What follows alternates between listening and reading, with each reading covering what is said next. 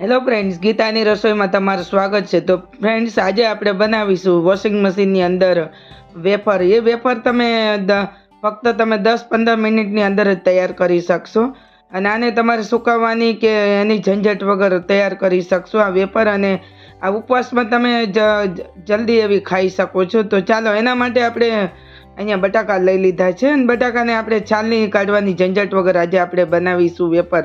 અને છાલ નકામી કાઢી નાખતા હોય છે અને છાલના પણ સરસ એવા ગુણ હોય છે. તો આજે આપણે બનાવીશું છાલવાળા બટાકાની વેફર. તો મિત્રો, તમને હું બંને કાઢીને બતાવીશ, છાલવાળા અને છાલ વગરના. તો તમે જોશો કે બંનેમાં કેવો ફરક લાગે છે એ તમે જોઈને મને કહેજો. તો અહીંયા આપણે આ રીતે બટાકાની વેફર પાડી લેવાની છે અને એને આપણે સારી રીતે 4-5 પાણી આપણે એને ધોઈ લેવાના છે, એટલે એમાં જે પાવડર હોય ને એ બધો પાવડર નીકળી જાય. તો આપણે આ છાલવાળા અને અહીંયા આપણે આ છાલ કાઢીને બનાવીશું. તો અહીંયા હું છાલ ઉતારી લઉં છું. છાલ એટલે આપણે થોડી હલકી હલકી આ રીતે ઉતારી લેવાની, બહુ અંદર કાઢી નથી લેવાનું. તો હવે આપણે આ રીતે હું તમને એક બટાકાની છાલવાળી બતાવું છું. તો અહીંયા આ રીતે આપણે આ મશીન તો બધાના ઘરમાં હોય જ છે અને મશીન જો તમે જોઈ શકો છો, આ છાલવાળી અને આ છાલ વગરની બંનેમાં કોઈ ફરક લાગતો નથી. અને જ્યારે ફ્રાય થાય ને એટલે છાલ પણ સરસ એવી શેકાઈ જતી હોય છે. તો આ ખોટી ઝંઝટ કર્યા વગર આપણે છાલ ઉતારવાની ઝંઝટ એટલે અને બધું નીકળી જતું હોય છે. બટાકા અડધો અડધ આપણા ઓછા થઈ જતા હોય. તો ચાલો, હવે આપણે આ જે વેફર પડી ગઈ છે ને એને આપણે મિક્સરની અંદર એને કોરી કરવાની છે. એટલે શું છે કે એકદમ જ કોરી એવી થઈ જાય અને આપણે જે સુકવવાની ઝંઝટ નહીં અને કલાકો સુધી આપણે એને સુકવવાની અને ઘરમાં જગ્યા વગર આમથી આમ ફેરાયા કરવાની. તો જોઈ શકો છો, આ રીતે આપણે દુપટ્ટો લેવાનો, કોઈ પણ તમારે કલર વગરનો લેવાનો, વ્હાઈટ લઈ લેવાનો. એટલે શું છે, આપણી કલરવાળી બગડે નહીં. અને આ રીતે જોઈ શકો છો, હું એને ગાંઠ મારી દઉં છું એકદમ. અને પછી હું તમને જે પોટલી બતાવું, જોઈ શકો છો, જો કેટલું બધું પાણી નીતરે છે. હવે આને સુકાતા કેટલી બધી વાર લાગે. તો ચાલો, આજે આપણે ઝંઝટ વગર વોશિંગ મશીનની અંદર આ રીતે આપણે એને ડ્રાય કરી લઈશું. તો હું તમને બતાવું છું કેટલા ઉપર રાખવાનું છે. તો અહીંયા આપણે 14 ઉપર રાખેલું છે અને અહીંયા મેં સ્પિન હોય ને એની અંદર આપણે લેવાનું છે. તો અહીંયા આપણે 14 મિનિટ આપણે રાખીશું. તો ચાલો, હું તમને ચાલુ કરીને બતાવું. તો જોઈ શકો છો, એકદમ આપણું સ્ટાર્ટ પણ થઈ ગયું છે અને વેફર હમણાં આપણી એકદમ સુકાઈને ડ્રાય થઈ જશે. તો હું તમને જ્યાં સુધી બની જાય ત્યાં સુધી તમને બતાવું છું. તો હવે આપણું મશીન બંધ થઈ ગયું છે અને આ રીતે જોઈ શકો છો. તો હવે આપણે પોટલીને લઈ લઈશું. તો પણ આપણી ગાંઠ નથી ખુલી, પણ બટાકામાં એકદમ પાણી ઓછું થઈ ગયું એટલે આપણી પોટલી ઢીલી પડી ગઈ છે. તો જોઈ શકો છો, હવે હું તમને આપણે જે રીતે બાંધેલું હતું એ રીતે પોટલીને આપણે ખોલીને ચેક કરી લઈશું. તો જોઈ શકો છો, આમથી આમ ગાંઠ કેવી ફરી ગઈ છે.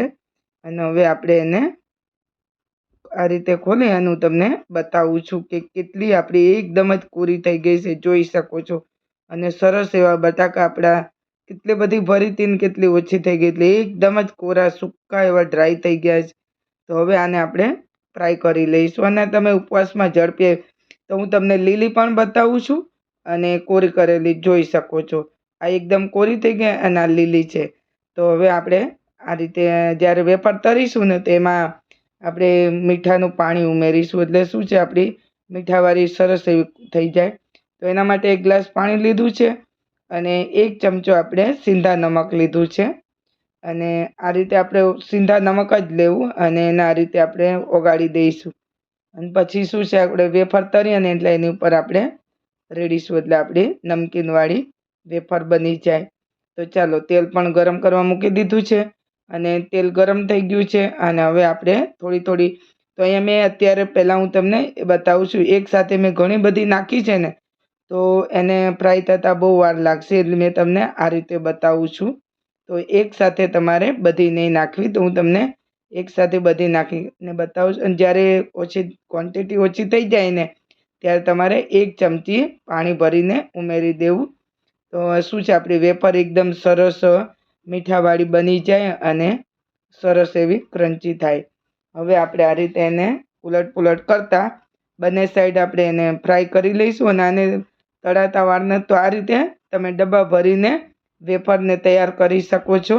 તો છે ને મિત્રો, સુકાવાની ઝંઝટ. તો જો તમે આ રીતે વધારે ઉમેરશો ને તો આ રીતે એના ફ્રાય થતાં થોડી વધારે એકદમ થઈ જશે. અને તમારે થોડી થોડી 10, 5, 6, 7 જેવી તમારે અંદર કઢાઈમાં ઉમેરવી.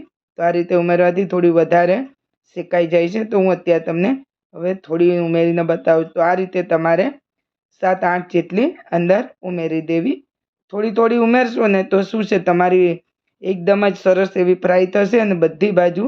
અને આ રીતે જ્યારે આપણી તળાઈને થોડી તળાઈ જાય ને એટલે એને ઉપર આ રીતે ચમચી ભરી અને પાણી ઉમેરી દેવું. એટલે શું છે કે સરસ આપણી વેફર તૈયાર થાય એકદમ. તો હું અહીં અત્યારે તમે જોઈ શકો છો, જો તમારે આ રીતે થોડી થોડી ઉમેરીને કરશો ને તો તમારી એકદમ ઝડપી ફ્રાય થઈ જશે. અને આને તમારે હાઈ ફ્લેમ પર જ તમારે એને તેલ ઠંડુ નહીં પડવા દેવાનું.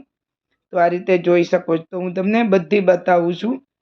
તો આવી રીતે તમે જો બધી ફ્રાય કરશો ને, અને આ ટિપ્સ તમે જો આ આખો વિડીયો પૂરો જોશો ને તો તમને જરૂર ખ્યાલ આવી જશે કે કેવી રીતે આપણે કરવી અને કેવી રીતે એકદમ ઝડપી તમે ડબ્બા ભરીને તમે અડધો કલાકની અંદર જ તમે આને તૈયાર કરી શકો. તો હું તમને બધી બાજુથી તમને બતાવું છું, જોઈ શકો છો. જ્યાં જોશો ને ત્યાં એકદમ કડક અને ક્રન્ચી. તો આશા રાખું છું કે તમને આ વિડીયો જરૂર પસંદ આવ્યો હશે. તો ફ્રેન્ડ્સ, પસંદ આવ્યો તો એક લાઈક કરી દેજો.